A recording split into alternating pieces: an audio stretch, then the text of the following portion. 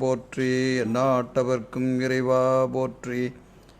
ஏகம்பத்துரையந்தாய் போற்றி. பாகம் பெண்ணுருவானாய் போற்றி. அண்ணாமலையம் அண்ணா போற்றி. கண்ணாரமுதக்கடலே போற்றி. தென்தில்லை மன்றினில் ஆடி போற்றி.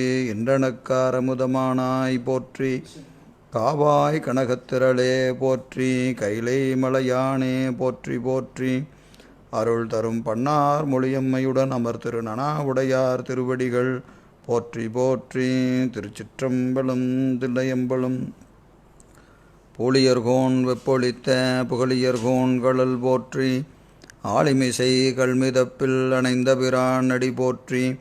வாழி திருநாவலூர் வன்தொண்டர் வதம் போற்றி. ஊழிமலி திருவாதபூரர் திருத்தாள் போற்றி. சைவத்தின் மேல் சமயம் வேறு இல்லை, அதில் சார் சிவமாம் தெய்வத்தின் மேல் தெய்வம் இல்லெனும் நான்மறை செம்பொருள் வாய்மை வைத்த சிறு தேவாரமும் திருவாசகமும் உய்வைத்தரச் செய்த நால்வர் பொற்றாள் எம் உயிர் துணையே. தில்லைவாழ் அந்தணரே முதலாக சீர்படைத்த தொல்லையதாம் திருத்தொண்ட தொகையடியார் பதம் போற்றி. கொள்ளையவர் புராணகதை உலகறிய விரித்துரைத்த செல்வமளி குன்றத்தூர் சேக்கிழாரடி போற்றி. ஈராண்டில் சிவஞானம் பெற்றுயர்ந்த மெய்கண்டார் இணைத்தாள் போற்றி. நாராண்ட பல்லடியார்க்கு அருள் புரிந்த அருள் நந்தி நற்றாள் போற்றி. நீராண்ட கடந்தை நகர் மறைஞான சம்பந்தர் நிழல்தாள் போற்றி. சீராண்ட தில்லை நகர் உமாபதியார் செம்பதுமத்திருத்தாள் போற்றி போற்றி. திருச்சிற்றம்பலம் தில்லையம்பலம். திருநாவுக்கரசு வளரு திருத்தொண்டின் நெறிவாழ வருஞானத்தவ முனிவர் வாகீசர் வாய்மெதிகள் பெருநாமச்சீர் பரவலுருகின்றேன் பேருலகில் ஒரு நாவுக்கு உரை செய்ய உண்ணாமை உணராதேன். திருச்சிற்றம்பலம் தில்லையம்பலம். எல்லாம் அல்ல ஈர்த்தனை ஆண்ட எந்தை பிரான் அருள் தரும் பன்னார்மொழியம்மையுடன் அமர் திருநனாவுடை பெருமானது திருவடித்தாமர்களை மணமொழி மேகலாலே வணங்கி அடியேனை இந்த சென்னரிலே ஆற்றுப்படுத்திய ஞானாசிரிய பெருமக்களுடைய திருவடித்தாமர்களை மணமொழி மேகலாலே வணங்கி இந்த சிவப்பிரகாச ஞான சிந்தனையை செவிமடுத்து கொண்டிருக்கின்ற அத்துணை அடியார் பெருமக்களுடைய திருவடித்தாமரைகளையும் மணமொழி மேகலாலே வணங்கி மகிழ்கின்றேன். திருவருளும் குருவருளும் கூட்ட நம்முடைய உமாபதி சிவனார் அருளி செய்த சிவப்பிரகாசமாகிய ஞானப்பணுவலை தொடர்ந்து சிந்திப்பதற்கும் வழிபாடு செய்வதற்கும் நமக்கு திருவருள் வாய்க்கப்பட்டிருக்கிறது. அந்த வகையிலே திருவருளையும் குருவருளையும் நீள நினைந்து நாம் கடந்த வகுப்பில் சிவப்பிரகாசத்தினுடைய உண்மை அதிகாரம், சிறப்பு அதிகாரம் என்று சொல்லக்கூடிய இந்த அதிகாரத்தினுடைய 2 பாடல்களை சிந்தித்து 3வது பாடலை, அதாவது 53வது பாடலை தோற்றுவாய் செய்திருக்கிறோம். இந்த பாடலை நாம் சிந்திப்பதற்கு முன்பாக சிவஞான போதத்திலே இருக்கக்கூடிய 3வது நூற்பாவையும் 4வது நூற்பாவில் இருக்கக்கூடிய முதல் அதிகரணத்தையும் ஒருவாறு நாம் சிந்தித்து பிறகு இந்த பாடலை சிந்தித்தல் சால பொருத்தம் என்று கருதிய காரணத்தினாலே நாம் அதை போன வகுப்பில் 2 அதிகரணங்களை சிந்தித்திருக்கிறோம். 3ஆம் நூற்பால் இளது என்றலின் எனதுடல் என்றலின் என்கின்ற அந்த 2 அதிகரணங்களில் ஆன்மா என்ற ஒரு பொருள் இல்லை, அது சூனியம் என்று சொல்லக்கூடிய அந்த பௌத்தரில் இருக்கக்கூடிய மாத்துமிகர் அவருடைய கொள்கையை மறுத்து ஆன்மா என ஒரு பொருள் உண்டு, அது சூனியம் அல்ல என்பதை முதல் அதிகரணத்தில் இளது என்றலின் என்கின்ற அந்த பகுதியை விரித்து நாம் பார்த்தோம். 2வது உலகாயதனுடைய ஒரு சாரர், அதில் ஒரு பிரிவினர், இவர்கள் தூள தேகமே ஆன்மா, இந்த தூள உடம்பு தான் ஆன்மா, இந்த தூள உடம்பிற்கு வேறாக ஆன்மா என்ற ஒன்று இல்லை என்று சொல்லக்கூடிய உலகாயதரினுடைய ஒரு பிரிவினர், ஒரு சாரார், அவர்களை மறுத்து இந்த தூள உடம்பிற்கு வேறாகிய ஆன்மா என்ற ஒன்று உண்டு என்பதை நாம் இந்த 2 அதிகரணங்களை நம்ம போன வகுப்பில் பார்த்தோம். இதனை நாம் தொடர்ந்து சிந்தித்து பிறகு சிவப்பிரகாசத்தினுடைய 53வது பாடலுக்கு செல்லலாம். இப்போ 3வது அதிகரணம் இங்கே இந்திரிய ஆன்மாவாதி. 3வது வரவர் யார்? இந்திரிய ஆன்மாவாதி. இவர்கள் என்ன சொல்கிறாங்க அப்படின்னு கேட்டிங்கன்னா, இந்த இந்திரியங்கள் தான் ஆன்மா. முதல்ல இளது என்றலின் எனதுடல் என்றலின் ஐம்புலன் அறிதலின் மூன்றாவது பகுதி ஐம்புலன் அறிதலின், அதாவது 5 புலன்களும் அறிகின்ற காரணத்தினாலே இந்த 5 புலன்களுமே ஆன்மா, இந்திரியங்களே ஆன்மா. எனவே இந்திரியங்கள் ஆன்மா என்று சொல்வதனால இவர்களுக்கு என்ன பேருங்க? இந்திரிய ஆன்மவாதி. எனவே இந்த உலகாயதரில் ஒரு சாரார் அவன் என்ன சொல்கிறான், ஐயா நீங்கள் ரொம்ப சரியாக சொல்கிறீங்க, இந்த தூள தேகம் ஆன்மா கிடையாது, தூள தேகம் ஆன்மா கிடையாது, அது என்னது? சடம், அதுக்கு அறிவு கிடையாது, அதனால் அது சடம், எனவே அது ஆன்மா கிடையாது. ஆனால் 5 புலன்களும் அறிகிறது, அதுக்கு அறிவு இருக்குது. அறிவு இல்லாமல் ஏதாவது அறிய முடியுமா? அப்போது ஒரு விடயத்தை இவை அறிகிறது என்று சொன்னால் அது என்னது? அப்போ அது அறிவுடையது, அது அறிவுடையது. எனவே 5 இந்திரியங்களுக்கும் அறிவு உண்டு, 5 இந்திரியங்களுக்கும் அறிவு உண்டு. எனவே இந்த 5ம் என்னது? ஆன்மா, 5ம் ஆன்மா. எனவே அறிவுடையது என்பதினாலே 5 பொறிகளும் ஆன்மா என்று சொல்லக்கூடிய ஐம்புலன் அறிதலின் ஆன்மா, அதுதான் ஆன்மா, அதுதான் ஆன்மா என்று அவர்கள் சொல்கிறாங்க. அப்போது அதையே மேற்கோளாக கொள்கிறார் மெய்கண்ட. அவர் சொன்ன சொல்லையே கருத்தாக வைத்துக்கொண்டு அவர்கள் கருத்தை மறுக்கிறார். எனவே இதில் மேற்கோள் என்ன வைக்கிறாரு? இனி ஐம்புலன் அறிதலின் ஆன்மா உளது. ஐயா நீ சொன்னது சரி, 5 பொறிகளும் அறிவதினாலே, 5 பொறிகளும் அறிவதினாலே இவற்றிற்கு வேறாக ஆன்மா என்ற ஒன்று உண்டு என்பதை எப்படி சொல்கிறார் அப்படின்னு கேட்டிங்கன்னா, இப்போது இந்த ஆன்மா 5 விடயங்களை அறிகிறது, 5 விடயங்களை அறிகிறது. அதுக்கு பொழிப்புரை ரொம்ப அழகாக செய்கிறார். ஐம்புலனாகிய சப்த பரிச ரூப ரச கந்தங்களை இந்திரியங்கள் ஒன்று அறிந்து ஒன்று அறியாமையின் இவ்5னாலும் ஐம்பயனையும் அறிவது உளதாகலின் அதுவே அவ்வான்மாவாம். ஐம்புலனாகிய இந்த 5 பொறிகளின் வாயிலாக அறியப்படுகிற விடயங்கள், அது என்னதுங்க? புலன்னு பேர். இங்கே ஐம்புலன் முதல்ல சொன்னது இந்திரியங்களை புலன் என்று உபசரித்தார். ஐம்புலன் அறிதல்னு இருக்கா இல்லைங்களா? அது 5 புலன் என்பது 5 இந்திரியங்கள். அப்போ புலனை நுகர்கிற இந்திரியங்களை புலன் என்று உபசரித்தார். முதல்ல சொன்னது 5 புலன் என்பது 5 இந்திரியங்கள், 5 பொறிகள், கருவிகள். இங்கே ஐம்புலன் என்பது என்னது? 5 விடயம், புலன், அந்த பொறிகளால் அறியப்படுகின்ற விடயங்கள். அந்த விடயங்கள் என்னது? சப்த பரிச ரூப ரச கந்தம், ஓசை ஊறு ஒளி சுவை நாற்றம் என்று சொல்லக்கூடிய 5ம். எனவே இந்த 5ஐயும் ஒன்று அறிந்து ஒன்று அறியாது. எது? இந்த காது ஓசையை மட்டும்தான் கேட்கும், ஏனைய 4 விடயங்களை அறியாது. இந்த கண் உருவத்தை மட்டும் காணும், ஏனையவற்றை அறியாது.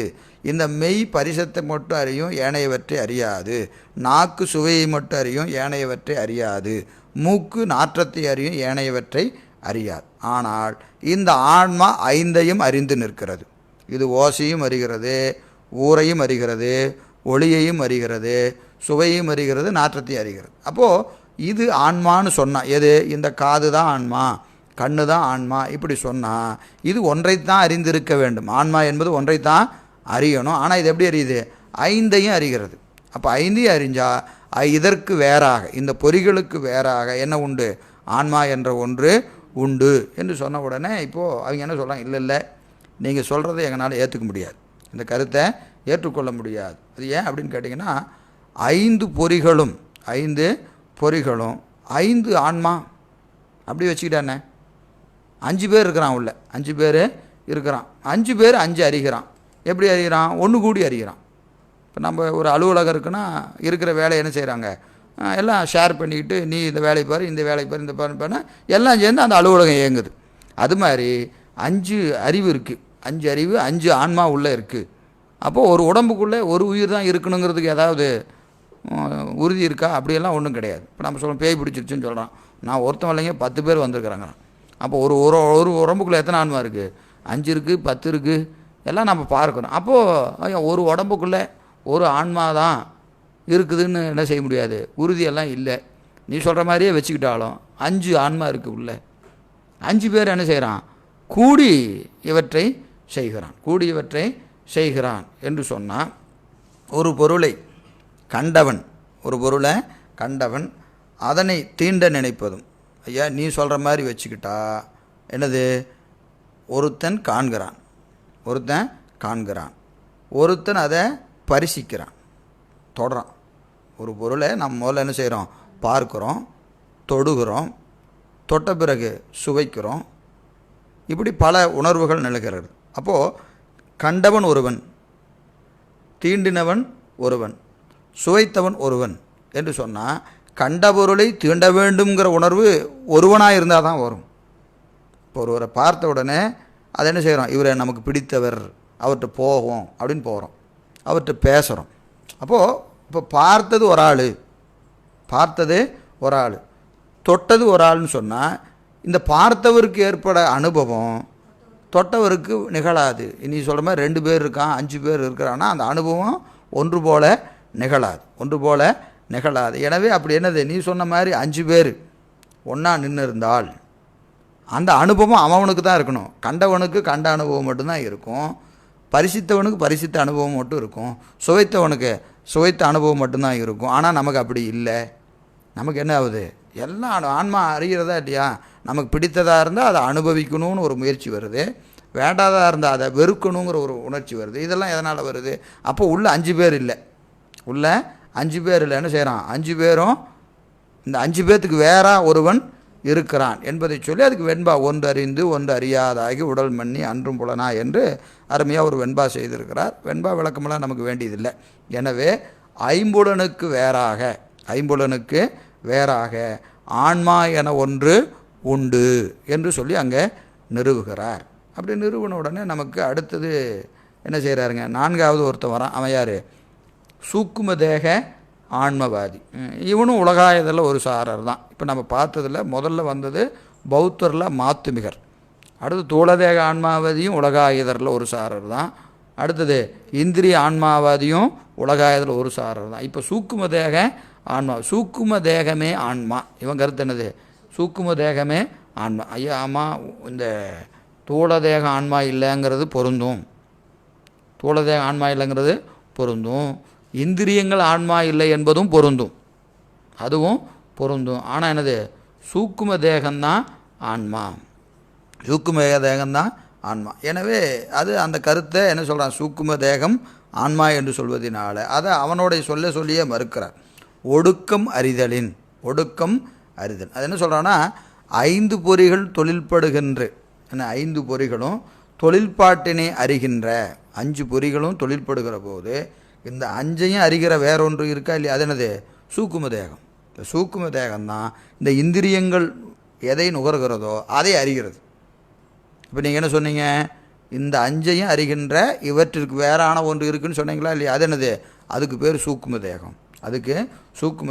எனவே அந்த சூக்கும தேகம்தான் ஆன்மா என்று அவன் சொல்கிறான். அப்போ அந்த கருத்தை என்ன சொல்கிறார், மறுக்கிறார். ஒடுக்கம் அறிதலின் ஆன்மா உள்ளது. ஐயா நீ சொல்கிற மாதிரி சூக்கும தேகம் ஆன்மான்னு சொன்னால் இந்த ஒடுங்கிய நிலையில், எந்த ஒடுங்கிய நிலையில், இப்போ தூங்கியாச்சு, கனவு கண்டு கொண்டு இருக்கிறோம், இப்போ என்னது, தூங்கின நிலையில் 5 பொறிகளும் ஒடுங்கியாச்சு. இப்போது 5 பொறிகள் ஒடுங்கிய நிலையில் அதுக்கு என்ன பேர், கனவுக்கு போகிறோம். அப்போது கனவு நிலையில் நிகழ்வற்றை அறிவது என்னது, சூக்கும தேகம்தான் அறிகிறது. அப்போது ஒடுக்கம் என்பது இங்கே என்னது, கனவு என்பது ஒடுக்கம். ஒடுங்கிய நிலையில் 5 பொறிகளும் என்னாச்சு, இப்போ இல்லை. ஒடுங்கிய நிலை என்பது 5 பொறிகளும் ஒடுங்கி அது கனவு நிலையில் இருக்கிறது. அப்படி கனவு நிலையில் இருக்கின்ற பொழுது நிகழ்வற்றை எது, அங்கே சில அனுபவங்கள் கனவு கண்டன்னு சொல்கிறோமா இல்லையா, எனவே அந்த கனவு கண்டதினாலே அதை அறிவது எது, இந்த 5 பொறிகளுக்கு வேறான சூக்கும தேகம் என்ற ஒன்று உண்டு என்று அவன் சொல்கிறான் இல்லையா. அதை எங்கே அதுக்கு எப்படி தடைன்னு கேட்டிங்கன்னா, ஒடுக்கம் அறிதலின் என்பதற்கு சூக்கும தேகமே ஆன்மா என்று சொல்வது தான் பொருத்தமாக இருக்கும். அவன் என்ன சொல்கிறான், ஆமாம் நாங்களும் அதை தாங்க சொல்கிறோம், தூங்குன நிலையில் கருவியெல்லாம் ஒடுங்கிருச்சு, ஆன்மா கனவுக்கு போயிடுச்சு, கனவு காண்கிற போது என்ன இருக்குது, சூக்கும தேகம் இருக்குது, கனவு காணும் போதும் சூக்கும தேகம், அங்கே ஒரு அனுபவம் நிகழ்கிறது. அப்போ நினைவுலையும் என்ன இருக்குது, சூக்கும தேகம் இருக்குது. இப்போ நினைவு நிலையில் என்ன இருக்குது? சூக்கும தேகம் இருக்குது. இந்த சூக்கும தேகம் 5 பொறிகளின் வாயிலாக ஏற்பட அனுபவத்தை அறியுது. கருவியெல்லாம் ஒடுங்கியாச்சு. எது? 5 பொறிகளும் ஒடுங்கியாச்சு. இப்போ கனவு நிகழ்கிறது. கனவுல நிகழ்வது எது காணுகிறது? சூக்கும தேகம் தான் காணுது. எனவே நாங்கள் சொல்கிறது தான் சரி. நீங்களும் அதான் சொல்லிகிட்டு இருக்கிறீங்க. என்னது? கனவு காண்பதும் நனவுலையும் என்ன உண்டு? சூக்கும தேகம் உண்டு. எனவே அதை ரெண்டையும் அறிவது எது? சூக்கும தேகம் தான் அறிகிறது. எனவே அதுதான் ஆன்மா. சூக்கும தேகம்தான் ஆன்மா என்று அவன் என்ன செய்கிறான்? நாம் சொன்னதையே சொல்லணும். அப்போ என்ன கேட்குறாரு? ஐயா, நீ சொல்கிறத பாரு, நீ ரெண்டையும் நீ தானே பார்த்த. நனவுலையும் நீ தான் பார்த்த, கனவுலையும் நீ தான் பார்த்த. கனவுல நடந்ததை கரெக்டாக சொல்லு பார்க்கலாம். கனவுல என்ன நடந்ததுன்னு சொல்லுன்னா, யாரோ வந்த மாதிரி இருந்துச்சு, எங்கேயோ போன மாதிரி இருந்துச்சு, ஏதோ செஞ்ச மாதிரி இருந்துச்சு. ஐயா, நீ தானே பார்த்த. அப்போது நனவுல நடக்கிறத கனவுல உன்னால் சொல்ல முடியல. நனவுல என்ன நடந்ததுன்னு கனவுல சொல்ல முடியல. கனவுல நடந்ததை நனவுல சொல்ல முடியல. ஆனால் நீ என்ன சொல்கிற? ரெண்டையும் நான் தான் பார்த்தேங்கிற. அப்போ நீ பார்த்துருந்தா இங்கே நனவுல என்ன இருந்ததோ அது கனவுல உனக்கு ஞாபகம் இருக்கணும். இல்லை, இது விடு, அதுலேயே நடந்ததையாவது இதில் சொல்லணும். இந்த ரெண்டுமே நீ இல்லைன்னா அப்போ என்னது? இங்கே அறிவது இந்த சூக்கும தேகத்திற்கு வேறான ஒன்று உண்டு என்று சொல்லி அவர்களை மறுக்கிறார்.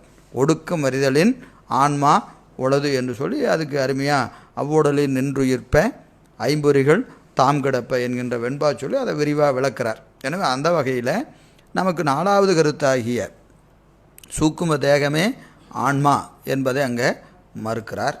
5வது அதிகரணம் என்னது? கண்படின் உண்டிவினை இன்மையின். இது பிராணனே ஆன்மா, உயிர்காற்று. பிராணன் என்று சொல்லக்கூடிய உயிர்காற்றே ஆன்மா என்று சொல்கிறார். இவங்களுடைய கருத்து என்ன அப்படின்னா, இவன் என்ன சொல்கிறான்? உலகாயதில் ஒரு பிரிவு. நீங்கள் சொன்னது தான் சரி. தூள தேகம் ஆன்மா கிடையாது, இந்திரியங்கள் ஆன்மா கிடையாது, சூக்கும தேகமும் ஆன்மா கிடையாது. உயிர்காற்று தாங்க ஆன்மா. உயிர்காற்று தான் ஆன்மா. ஏன்னா நம்ம எத்தனையோ இடத்துல என்ன சொல்கிறோம்? உயிர்காற்று பிராணன்னே சொல்கிறோம். அதுதான் உயிர்னே சொல்கிறோம். அதுக்கு உயிர்னே ஒரு பேர் உண்டு. நீங்கள் சாத்திரத்தில் நல்லா உங்கள் நூல்லையே இருக்குது. என்ன இருக்குது? உயிர்னு சொல்லு இருக்குது. உயிர்காற்ற உயிர்னு சொல்கிற சொல்லு இருக்குது. எனவே என்னது? அதுதான் ஆன்மா. எனவே பிராணனே ஆன்மா என்று அவன் சொல்கிறான். அப்போ அவனை மறுத்து என்ன செய்கிறாரு? மேற்கோள் செய்கிறார். கண்படின் உண்டிவினை இன்மையின் ஆன்மா உளது. கண்படின் உண்டிவினை இன்மையின். உண்டி என்பது என்னது? அனுபவம். உண்டி என்பது என்னது? ஞானேந்திரியம். ஞானேந்திரியத்தால் உணர்கிற உணர்வு, உணர்தல் என்பது ஞானேந்திரியங்களினால் அறிகிற அறிவு. ஞானேந்திரியனுடைய தொழில்பாடு. வினை என்பது கண்மேந்திரியங்களினுடைய தொழில்பாடு. அப்போ நமக்கு விழிப்பு நிலையில் என்ன இருக்குது? ஞானேந்திரியம் தொழில்படுது, கண்மேந்திரியங்கள் தொழில்படுகிறது. அப்போது அந்த கண்படின் என்பது என்னது? ஒடுங்கிய நிலையில் ஞானேந்திரியங்களும் கண்மேந்திரியங்களும் என்ன ஆகிறது? இன்மையின் தொழில் செய்யலை. தூங்கிய நிலையில் என்ன இல்லை? ஞானேந்திரியம் தொழில் செய்யலை, கண்மேந்திரியங்களும் தொழில் செய்யலை. அப்போது அவன் கேட்குறான். என்ன கேட்குறான்? ஐயா, நீங்கள் என்ன கேட்குறீங்க? இந்த ஞானேந்திரியத்தின் தொழில்பாடும் கண்மேந்திரியத்தின் தொழில்பாடும் இல்லைன்னு சொல்கிறீங்க இல்லையா? இது உடம்புக்கா உயிருக்கா? அவன் யார் கேட்குறான்? உலகாயதான் நம்மளை பார்த்து கேட்குறான். இந்த வினை இல்லை, அனுபவம் இல்லைன்னு சொல்கிறீங்க இல்லையா? இது உடம்புக்கா உயிருக்கா? ரெண்டில் எதுக்கு இல்லைன்னு சொல்கிறீங்க? உடம்புக்குன்னு சொன்னால் அதுதான் உடம்புக்கு வேறா உயிர் உண்டுன்னு சொல்லியாச்சு. அதனால் உடம்பு அறியாது. உடம்பு என்ன அறியாது? உறங்கிய நிலையில் உடம்புக்கு அனுபவம் இல்லைன்னு ஏற்கனவே சொல்லியாச்சு. அதை ஒன்றும் பெருசு அதில் ஒன்றும் இல்லை, அதை விட்டுருங்க. அப்போ உடலுக்கு என்று சொன்னால் உடலுக்கு ஒடுங்கிய நிலையில் அனுபவம் இல்லை என்பது ஏற்கனவே சொல்லியாச்சு. அதை பற்றி பிரச்சனை இல்லை. அப்போது உயிருக்கு, இங்கே உயிர் என்னது? பிராணவாயுக்கு தான் அந்த அனுபவம் இல்லை அப்படின்னு சொன்னீங்கன்னா அது கிடையாது. ஏன்னா உறங்கிய நிலையில் பிராணனுக்கு என்ன உண்டு? அனுபவம் உண்டு. என்ன சொல்கிறேன்? நல்லா தூங்கினேன் சொல்கிறோமா இல்லையா? சரியாக தூங்கலை அப்படின்னு என்னது? தூக்கத்துலேயும் உயிருக்கு அனுபவம் உண்டு. தூங்கி எந்திரிச்சோன்னா நம்ம சொல்கிறோமா இல்லையா? இன்றைக்கி அருமையான தூக்கம், நல்லா சூப்பராக இருக்குது அப்படின்னு சொல்கிறோம். அப்புறம் புரண்டு படுத்துங்க, தூக்கமே வரல அப்படின்னு என்ன அர்த்தம்? அந்த பிராணனுக்கு உறக்க நிலையில் என்ன உண்டு? உண்டி உண்டு வினை உண்டு. உண்டி உண்டு வினை உண்டு. எனவே பிராணன் உண்டு. பிராணன் அங்கே இயங்குகிற போது அதுக்கு அனுபவம் உண்டு. எனவே நீங்கள் என்னது சொன்னது பொருந்தாது. நீங்கள் சொல்வது பொருத்தமாக சொல்லலை. எனவே உறக்கத்தில் அனுபவிப்பது ஒடுங்காது இயங்கி கொண்டிருக்கிற பிராணவாயு தான். அப்போ அனுபவம் பிராணவாயுக்கு உண்டு என்று சொல்லி அவங்க என்ன செய்கிறாங்க? இந்த மேற்கோளை மறுக்கிறாங்க. நீங்கள் சொன்ன மேற்கோள் பொருந்தாது. மேற்கோள் பொருந்தாது.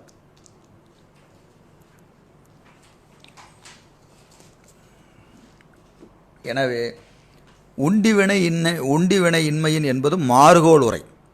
பொருந்தாத மேற்கோள் சொல்லிட்டு இருக்கிறீங்க, மேற்கோளே சரியில்லை என்று சொன்ன உடனே அதுக்கு பொழிப்புரை ரொம்ப அழகாக சொல்கிறார்.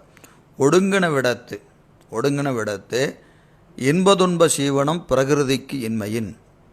ஒடுங்கா விடத்து இன்பதுன்பம் சீவியா நிற்பது உளதாகலின் அதுவே அவ்வான்மாவாம். ஐயா, நான் சொன்ன மேற்கோளை நீ சரியாக வாங்கிக்கல. மேற்கோள் நான் அப்படி சொல்லலை. மேற்கோளை நீ கொஞ்சம் சரியாக பாரு. ஒடுங்கின விடத்து என்னது? கருவிகள்லாம் ஒடுங்கின விடத்து இன்பதுன்ப இன்பதுன்ப நுகர்ச்சி. எதுக்கு? சீவனம் என்பது இயங்குதல், அந்த இயக்கம் இல்லை. எதுக்கு? பிரகிருதிக்கு இல்லை. பிரகிருதிக்கு இல்லைன்னா அது என்னது? மாற்றம் இல்லாமல் அது இயங்கிக்கிட்டே இருக்கா இல்லையா? விழிப்பு உறக்கம் ஆகிய ரெண்டு நிலையிலும் மாற்றமில்லாது இருத்தலால் இது என்னது? உடம்பு. இங்கே பிரகிருதி என்பது உடம்பு. அந்த உடம்பு என்ன ஆகிட்டுருக்கு அப்படின்னு கேட்டிங்கன்னா அதுக்கு என்ன உண்டு? உறக்கம் விழிப்பு ஆகிய நிலையில், உறக்க நிலையில் புறப்பொருள்களால் வருகிற இன்பதுன்ப நுகர்ச்சி இயக்கம் உடம்பின்கண் நிகழவில்லை. எது? இப்போது தூங்கியாச்சு. இப்போ மூச்சு காற்று இயங்குதா இல்லையா? மூச்சு காற்று இயங்கிட்டுருக்கு, தூங்கிட்டுருக்கு. நீ என்ன சொல்கிற? தூங்கும்போது அனுபவம் ஆன்மாவுக்கு உண்டுன்னு சொல்கிறியா இல்லையா? அப்போ தூங்கினாலும் இப்போ என்ன ஆயிருக்கணும்? வெளியே என்ன நடக்குதுன்னு உனக்கு தெரியணுமா இல்லையா? ஏன்? அதான் உயிர் இருக்கா இல்லையா? உயிர் இருக்குது, அதை அனுபவிக்குதுன்னு சொல்கிற. அனுபவிக்கணும். நீ தூங்கிட்டு இருக்கும்போது பேசினா கேட்கணும், பக்கத்தில் என்ன பேசுனா கேட்கணும். சமையலில் ஏதாவது பக்கத்தில் சமையல் பண்ணிகிட்டு இருந்தால் என்ன சமைக்கிறாங்கன்னு நீ பகலில் சொல்கிறியா இல்லையா? அந்த பக்கத்து வீட்டில் சமைச்சாவே இங்கே இருந்துக்கிட்டு சொல்கிறேன், பக்கத்து வீட்டில் இது செய்கிறாங்கன்னு சொல்கிறேன். இப்போ நீ படுத்துக்கிறதுக்கு பக்கத்துலேயே கொண்டு வந்து நல்லா சுவையான பொருளை வச்சாலும் உனக்கு நுகர்ச்சி இல்லையே, அறியலையே. ஏன் அறியலை? ஏன்? பிராணன் தான் இயங்கிட்டு இருக்க. நீ பிராணன் தான் அது உண்டு ஆன்மான்னு சொன்னால் பிராணன் ஒன்றும் ஒடுங்கலையே. நீ உடம்பு தான் ஒடுங்கியிருக்கு, பிராணன் இயங்கிட்டு தான் இருக்கு. பிராணன் இயங்கிட்டு இருந்ததுன்னா என்ன ஆகணும்? இது எல்லாத்தையும் அறியணுமா இல்லையா? எல்லாத்தையும் அறியணும். அப்படி அறியுதான்னு கேட்டால் இல்லை. எனவே உறங்கிய நிலையில் இன்பதுன்ப நுகர்ச்சி உடம்பில் நிகழலை. சரி, அப்போது விழிப்பு நிலையில் இவை இரண்டும் உடம்பின்கண் நிகழ்கிறது. அப்போது பிராணவாயு இயங்கலனாலும் இங்கே என்னாகிறது? இந்த நுகர்ச்சி என்பது விழிப்பு நிலையில் உணர்வதும் உறக்க நிலையில் உணராத நிலையும் உண்டு. நீ சொல்வது போல் அவன் என்ன சொல்கிறான்? இந்த உறக்க நிலையில் இயங்கிய உடம்புக்கு, உறக்க நிலையில் உடம்பு ஒன்றும் இயங்கலையா இல்லையா? உடம்பு தானே இப்போ உறங்கியிருக்கு. எனவே உறங்கிய நிலையில் நிகழாததுக்கு காரணம் கருவியெல்லாம் ஒடுங்கிருச்சு. பிராணன் இயங்குகிறது, கருவி ஒடுங்கிருச்சு. கருவி ஒடுங்கி இருக்கிறதுனால தான் அது அறியலை அப்படின்னு சொன்னால், ஏயா முதலாளி வேலை செஞ்சுக்கிட்டு இருப்பான், வேலைக்காரெல்லாம் போய் தூங்கிடுவானா? இது எப்படி பொருத்தமாக இருக்கும்? யார்? உயிர் என்பது என்னது? பிராணன் சொன்னால் பிராணன் இயங்கும்போது என்ன ஆகணும்? கருவி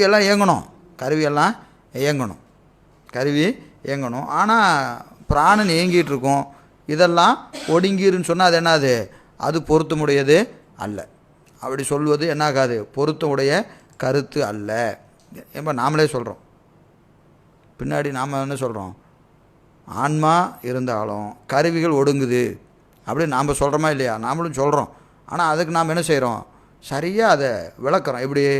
நீ என்னதான் இருந்தாலும் அங்கே கருவி பெருமான் கூட்டணும், ஆணவமல சம்பந்தம், இப்படி பல காரணங்கள் நாம் சொல்கிறோம். கருவி கூடுவதற்கும் ஒடுங்குவதற்கும் அதற்கான காரணம் பெருமான் கூட்டுகிறான், வினைக்கேற்ப கூட்டுகிறான், அதற்கேற்ப உனக்கு போகம் விளையும், கருவி கூடும் குறையெல்லாம் நாம் பின்னாடி சொல்கிறோம். அப்போ இவனுக்கு அதெல்லாம் உடன்பாடு கிடையாது.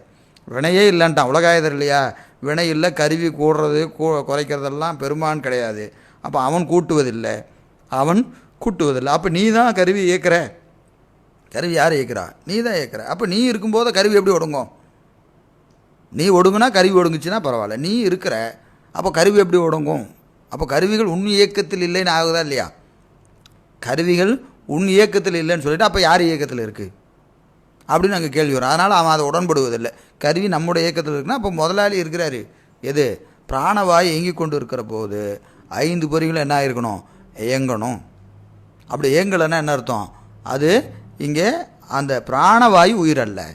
பிராணவாயு உயிரல்ல. ஏன்னா பிராணவாயு இயங்கிட்டு இருக்கிறது, உயிர் ஒடுங்கிருச்சு.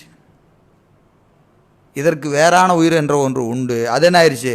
ஒடுங்கிருச்சு. எப்போது? கருவிகள் ஒடுங்குகிற போது உயிரும் ஒடுங்கிருச்சு. உயிரும் ஒடுங்கிருச்சு. இதற்கு வேறான பிராணன் இயங்கி கொண்டு இருக்கிறது. பிராணன் இயங்கி கொண்டு இருக்குது என்பது தான் நாம் சொல்லக்கூடிய கருத்து. எனவே அதை கண்டறியும் இவ்வுடலே காட்டு, எடுத்துக்காட்டு. இந்த நிகழ்ச்சிக்கு எது? இந்த உடம்பு தான் எடுத்துக்காட்டு என்று சொல்லி காணாதே ஒடுங்க உண்டிவினை இன்றி உயிர்த்தலால் என்று வெண்பா சொல்கிறார். எனவே பிராணன் என்ன கிடையாது? ஆன்மா இல்லை அப்படின்னு சொல்கிறார். அடுத்தது யார் வரா? பிரம்ம ஆன்மவாதி. பிரம்ம ஆன்மவாதி, விஞ்ஞான ஆன்மவாதின்னு பேர். அவனுக்கு இன்னொரு பேர் விஞ்ஞான ஆன்மவாதி, ஏகான்மவாதி. இவன் யார்? ஏகான்மவாதி. இவன் என்ன சொல்கிறான்? ஏன் நீங்கள் இது வரைக்கும் சொன்னதெல்லாம் சரி, ஏன் எல்லாமே சடம், அத்தனையும் சடம். எது? தூள தேகம் சடம், இந்திரியங்கள் சடம், சூக்கும தேகம் சடம், பிராணவாயு சடம். அதனால் அதுக்கெல்லாம் அறிவில்லை. அதுக்கெல்லாம் அறிவில்லை. நீங்கள் சொன்னது சரி. ஆனால் பிரம்மம் சித்துப்பொருள். பிரம்மம் சித்துப்பொருள். எனவே பிரம்மம் தாங்க ஆன்மாவாக வருது, பரமான்மா தான் என்னவா வருது? சீவான்மாவாக வருது என்று சொல்பவன் யார்? ஏகான்மவாதி, பிரம்ம ஆன்மாவாதி. இது நமக்கு 2ஆம் நூற்பால் ரொம்ப சிறப்பாக அந்த செய்தியெல்லாம் சொல்லி, அவையேயாய் தானேயாய் அவையே தானேயாய் என்பதை ரொம்ப விரிவாக சொல்லியிருக்கிறார். சரி. எனவே இப்போது பரமான்மாவும் சீவான்மாவும் ஒன்று என்றல் பற்றி கருதல் அளவை மற்றும் உரை அளவைகளை பொதுப்பட காட்டி இங்கே என்ன சொல்கிறாரு? இவன் யார்? இவனுக்கு காண்டல் அளவை கிடையாது. இவன் கருதல் அளவை அனுமான பிரமாணத்தை ஏற்றுக்கொள்ளக்கூடியவன், உரை பிரமாணத்தையும் ஏற்றுக்கொள்ளக்கூடியவன், உரை அளவையும் ஏற்றுக்கொள்ளக்கூடியவன். எனவே இது இவர்களை மறுப்பதற்கான சரி. உணர்த்த உணர்தலின் ஆன்மா உளது. மேற்கொள்ள என்ன சொல்கிறாரு? உணர்த்த உணர்தலின் ஆன்மா உளது. எனது ஐயா பிரம்மந்தான் ஆன்மான்னு சொன்னான், பிரம்மந்தான் ஆன்மான்னு சொன்னான். இதற்கு இந்த கருவி எது? கலை முதலாகி கருவிகள்லாம் எதுக்கு? இது அறியணுன்னா கலை, வித்தை, ஆராகம், பொருடன் இவன் அவன் 36 கருவி, 60 தாத்வீகம், 36 தத்துவம், 96 பேரை வச்சுக்கிட்டு தான் நான் பார்ப்பேன் அப்படின்னு சொன்னான். இவன் என்ன பிரம்மம்? பிரம்மம்னா எப்படி இருக்கும்? அறிந்தாங்கு அறிவன். அவன் யார்? பிரம்மம்னு என்னது? அறிந்தாங்கு அறிவன். இவன் யார்? உபதேசினர். இவன் யார்? உபதேசி. ஐயா நீ பிரம்மம்னு சொன்னா நீ அப்புறம் உனக்கு எதுக்கு உபதேசமெல்லாம்? உபதேசமே வேண்டியதில்லை. அப்போது நீ யாராக இருக்கணும்? உணர்த்தாமலே உணரக்கூடியவனா நீ இருக்கணும். ஆனால் அப்படி இருக்கிறியான்னு கேட்டால் இல்லை. உன்னோட இயல்பையே ஒருத்தன் வந்து உணர்த்தணும். நீ யாருன்னு சொல்கிறதுக்கு யார் வேணும்? குருநாதன் வேணும். அதெல்லாம் அவங்க ஏற்றுக்கிறாங்க. ஏகான்மவாதி என்ன செய்கிறாங்க? குரு உபதேசம் வேணும், தத்துவ ஞானத்தில் நிற்கணும். அவங்க பக்கத்து பார்வையில் அதெல்லாம் சொல்கிறாங்க. அப்போ உனக்கு உபதேசம் வேணும், விவேக ஞானம் வேணும், விவேக ஞானம் வேணும். அதுக்கு குருநாதன் வரணும், நீ இதெல்லாம் படிக்கணும். நீ தான் பிரம்மம்ட்டியே, உனக்கு எதுக்கு இத்தனை? அப்போது அவன் யார்? அவன் அறிந்தாங்கு அறிவன். அவன் அறிந்தாங்கு அறிவன் அறிவதற்கே உனக்கு என்ன வேணும்? உபதேசம் வேணும். உன்னை அறிவதற்கும் உபதேசம் வேண்டும், பிரம்மப்பொருளை அறிவதற்கும் உனக்கு உபதேசம் வேண்டும். அப்போ நீ எப்படி பிரம்மமாக இருப்ப? அவன் அறிந்தாங்கு அறிவன் என்று அறிவிக்க, அதை அறிவிக்க நீ யார்? என்றும் உபதேசி, என்றும் உபதேசியாய் நிற்றலான். எனவே எனது இந்த ஆன்மா என்ற ஒன்று பிரம்மத்திற்கு வேறாக உண்டு, பிரம்மத்திற்கு வேறாக உண்டு. அது பேரறிவு, இது சிற்றறிவு. அதுக்கு வெண்பா ரொம்ப அழகாக சொல்லியிருக்கிறார். அறிந்தும் அறிவு இலக்கணம் சொல்கிறார். ஆன்மாவுக்கு இலக்கணம் அறிந்தும் அறிவதே ஆயும் அறியாது அறிந்ததையும் விட்டு அங்கு அடங்கி அறிவது எது? அறிவும் அன்றாகும். அறிவும் அன்றான பேரறிவு இல்லை. நீ அறிந்தும் எப்படி அறிவ? அறிவித்தால் அறிவே, அறிவித்தால் அறிவே. அப்புறம் அறிவதே ஆயும். இன்னும் கொஞ்சம் பாக்கி இருக்குங்க, கொஞ்சம் கொஞ்சமாக சொல்லுங்கள். என்ன இப்படி வேகமாக போகிறீங்க? கொஞ்சம் மெதுவாக சொல்லி இருந்திருக்கலாம். நீ கொஞ்சம் வேகமாக போயிட்டீங்க, கொஞ்சம் கிருங்குது, கொஞ்சம் மெதுவாக சொல்லியிருக்கலாம். அப்போது அறிந்தும், அப்புறம் அறிவதே ஆயும், அப்புறம் அறியாது. அதுலேயும் பாதி அறிஞ்சு பாதி அறியறதில்ல, பாதி அறிஞ்சு பாதி அறியறது. அப்புறம் அது அறிவதே ஆகும். அப்புறம் அறிந்ததையும் விட்டு. அப்போ சொன்னீங்க, கேட்கும்போது புரியுது, கேட்கும்போதே புரியுது, திரும்பி கேட்டால் புரியலைங்க, ஒரு தடவை பார்த்துட்டுமா, பார்த்து வேணால் சொல்கிறேனே. அப்போது என்னது, அறிந்ததையும் விட்டு. அப்புறம் அறியும்போது எப்படி அறிகிற, அதுவதுவாய் அறிந்து அடங்கி, அந்த விடயமாகவே நின்று அறிகிறாய். அடங்கி அறிவது எது, இப்படி அறிவது எது, நீ பிரம்மம்னு சொல்லிட்டு இருக்கிறிய, ஐயா நீ உனக்கு அறிவுன்னு பேர் வச்சதே தப்புன்றார் திருவருட்பயனில். உனக்கு அறிவுன்னு பேர் வச்சதே தப்பு, உனக்கு எவன் ஏன் இப்படி ஒரு பேர் வச்சான் அப்படின்னு கேட்குறாரா இல்லையா? பொறியின்றி ஒன்றும் உணராத புந்திக்கு அறிவு, அறிவு வாங்க, அறிவு அறிவுங்க வேண்டியதுதான். அறிவு, உனக்கு அறிவுன்னு பேர் வச்சதே தப்பு. நீ என்ன சொல்லிட்டு இருக்க, நான் பேரறிவுன்னு சொல்கிறைய, நீ சிற்றறிவுக்கே லாய்க்கில்லாதாள், சிற்றறிவுக்கே லாய்க்கில்லாதாள், உன்னை போய் என்னன்னு சொல்லிட்டு இருக்கிற, பேரறிவுன்னு சொல்கிறைய என்று சொல்லி, எனது அறிவும் அன்றாகும், அறிவும் அன்றாகும் என்று சொல்லி அங்கே வெண்பாச்சு சொல்கிறார். எனவே இந்த என்னது பிரம்மத்திற்கு வேறாக, பிரம்மத்திற்கு வேறாக என்ன உண்டு, ஆன்மா என்ற ஒன்று உண்டு என்று சொல்லி நமக்கு அந்த 6வது அதிகரணத்தில் சொல்கிறார். அப்புறம் 7வது ஒருத்தன் வரான், யார், சமூக ஆன்மவாதி. சமூக ஆன்மவாதி இவங்க யார், பௌத்தரில் சௌந்தராதிகரும் வைபாடிகரும், அந்த 2 பேர், கடைசியாக 2 பேர் இருக்காங்களே, 4 பேர்த்தில் மாத்துமிகர் யோகசார், அந்த 2 பேர்த்தை விட்டுட்டிங்கன்னா மீதி இருக்கிறவங்க யார், சௌந்தராதிகரும் வைபாடிகரும். அவன் என்ன சொல்கிறான், இந்த கருவிகளெல்லாம் தனித்தனியாக நின்னால் அது ஆன்மா இல்லை, ஆனால் எல்லாம் கூடினால் கருவிகளின் கூட்டம் ஆன்மா, கருவிகளின் கூட்டம்தான் ஆன்மா என்று சொல்கிறான். அது ஏன் அப்படின்னு கேட்டிங்கன்னா, அவன் சமூகம்னா என்னது, கூடுறது தான் ஆன்மா. அதுபோல் இந்த கருவியெல்லாம் தனித்தனியாக இருந்தால் அதுக்கு பேர் ஆன்மா இல்லைன்னு நீங்கள் சொன்னீங்க. முன்னாடி என்ன சொன்னீங்க, தூள தேகம், இந்திரியம், சூக்கும தேகம், பிராணன், இதெல்லாம் இல்லைன்னு சொன்னீங்க. தனித்தனியாக அதெல்லாம் கிடையாது தான், எல்லாம் சேர்ந்தால் அதுக்கு தான் ஆன்மான்னு பேர், எல்லாம் சேர்ந்தால் அதுக்கு என்ன பேர், ஆன்மான்னு பேர் என்று சொன்னோன்னா, அது பொழிப்பு ரொம்ப அழகாக சொல்கிறார். என்னது, அவை தான் வேறு வேறு பெயர் பெற்றுன்றான். அதுதான் ஒவ்வொன்றுக்கும் தனித்தனியாக பேர் வச்சாச்சு, இதுக்கு இது பேர், அதுக்கு இது பேருன்னு ஒவ்வொன்றுக்கும் பேர் வச்சாச்சு. அப்புறம் அவன் எல்லாம் கூடுனாலும் அவன் அந்த பேரில் தான் இருப்பான், அவன் அந்த பேரில் தான் இருப்பான். அவன்லாம் சேர்ந்தால் என்ன ஆயிடாது, ஆன்மான்னு சொல்ல முடியாது, ஆன்மான்னு சொல்ல முடியாது என்று சொல்லி அதை அந்த சமுதாயம் என்ன கிடையாது, ஆன்மா இல்லை என்று நமக்கு என்ன செய்கிறார், அவை தான் வேறு வேறு பெயர் பெற்று நிற்றலான் என்று சொல்லி வெண்பா கலையாதி மண்ணந்தம் காணில் அவை மாயை, எல்லாமே மாயை. அது கலை முதலாக மண் ஈராக இருக்கக்கூடிய 31 தத்துவங்களும் என்னது, மாயை. எனவே அதெல்லாம் என்னது, நிலையாவாம், அதெல்லாம் அசத்து பொருள், அது அறிகிற சத்து பொருள் அல்ல. தீபமே போல, என்னது, ஒரு தீபம் இருக்கணும்னா என்னது, தீபம் எரியுன்னா என்ன செய்யணும், அந்த விளக்கு, எண்ணெய், திரி இதெல்லாம் இருந்து அதை ஒருத்தர் ஏற்றி வைத்தா எரியும். அதுபோல் இந்த ஆன்மா அறிவதற்கு இந்த கருவி கூட்டங்களெல்லாம் வேணும். ஒரு விளக்கு எரியணும்னா வெறும் திரி முட்டிருந்தால் போதாது, எண்ணெய் இருந்தால் போதும். இதையெல்லாம் கூடி நின்று இதை அறிவுடைய ஒருவன் ஏற்றினாலன்று இது ஒளி தராது. அதுபோல் இந்த ஆன்மாவுக்கு அறிவு விளங்கணும்னு சொன்னால் இந்த தத்துவ கூட்டங்கள்லாம் கூடி நின்று இதற்கு அறிவிக்க ஒருவன் வேண்டும். இந்த விளக்கை பற்றி வைக்கிறதுக்கு ஒரு ஆள் வேணுமா இல்லையா, அறிவுடைய ஒருவன் ஏற்றினால் இது என்ன செய்யும், அறியும். எனவே இதற்கு ஒவ்வொன்றுக்கும் என்னது, விளக்குன்னு சொன்னாலும் இது என்னது, இது எண்ணெய், இது திரி, இது அந்த தகளி, இது நெருப்பு குச்சி, இது ஏற்றி வைப்புன்னு ஒவ்வொன்றுக்கும் தனித்தனியாக பேர் இருக்கா இல்லையா. அதுபோல் இது அந்த கரணம், இது சூக்கும தேகம், இது தூள தேகம்னு ஒவ்வொன்றுக்கும் தனித்தனியாக பேர் இருக்குது. இதையெல்லாம் கூடி அறிவது, இதையெல்லாம் வைத்து கொண்டு இதன் மூலமாக அறிகிற ஆன்மா என்ற ஒன்று உண்டு. அதுவும் தானாக அறியாது, அது அறிவிக்க தான் அறியும் என்று சொல்லி அங்கே சொல்கிறார். அடுத்தது நமக்கு 4வது சூத்திரத்தில் முதல் அதிகரணம், அது மேற்கோள் ஏது, நம்ம அது ரொம்ப விரிவாக போக வேண்டாம்.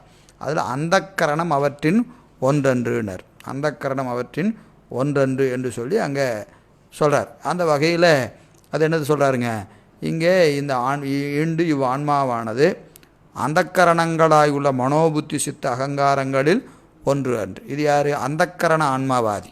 இவன் யார், அந்தக்கரண ஆன்மா, அந்தக்கரணங்களே ஆன்மா, அந்தக்கரணங்களே ஆன்மா என்று சொல்லக்கூடியவன். இவன் யார், இவனும் உலகாயதரில் ஒரு பிரிவு தான், உலகாயதரில் ஒரு பிரிவு தான். எனவே இவன் என்ன சொல்கிறான், ஏன் நீங்கள் இது வரைக்கும் சொன்னதெல்லாம் சரி, எல்லாத்தையும் மறுத்தீங்க, அவர்களுக்கு என்ன கிடையாது, எங்கேயுமே ஆன்மான்னு சொல்கிற வழக்கம் கிடையாது.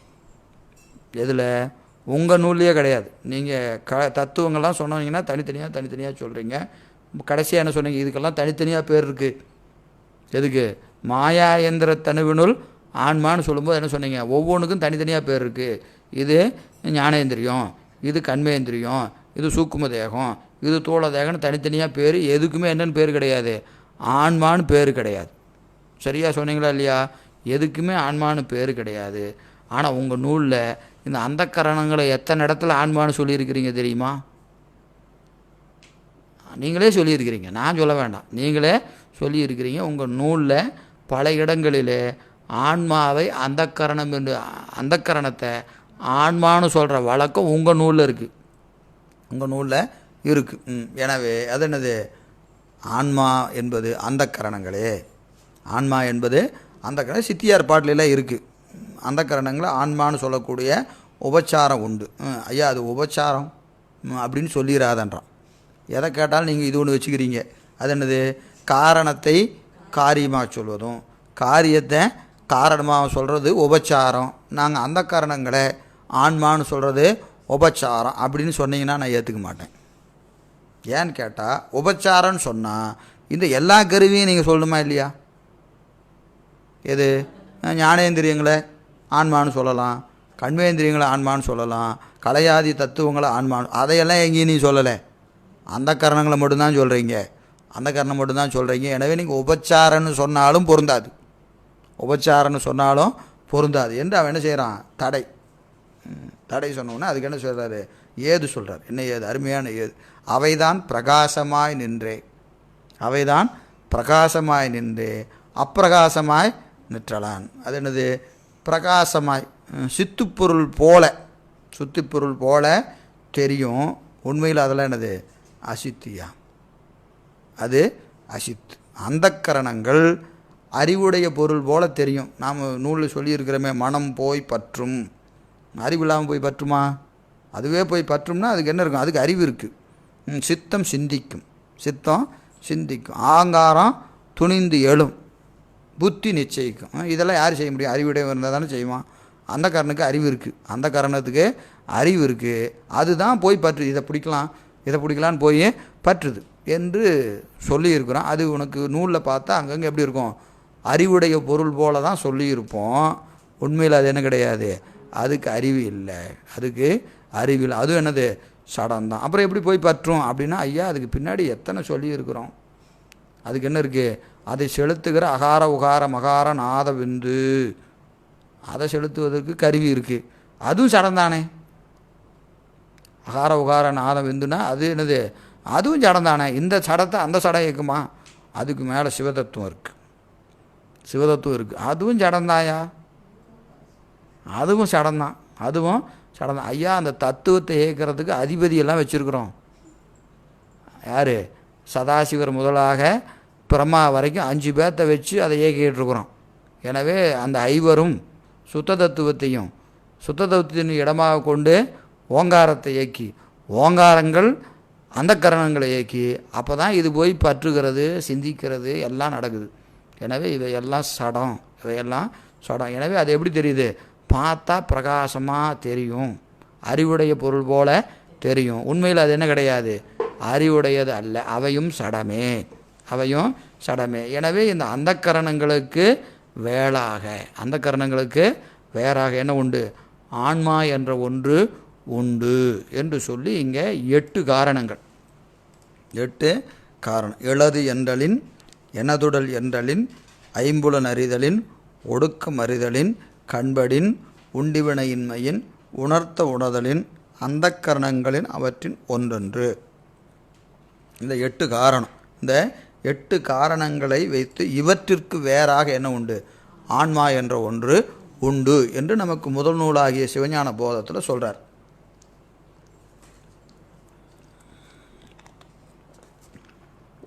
சரி, இப்போ நம்ம பாட்டுக்கு வந்துடலாம். 53 உயிரினுடைய அறிவு உண்மை பற்றிய ஆராய்ச்சி. இந்த பாட்டு என்ன சொல்லுது?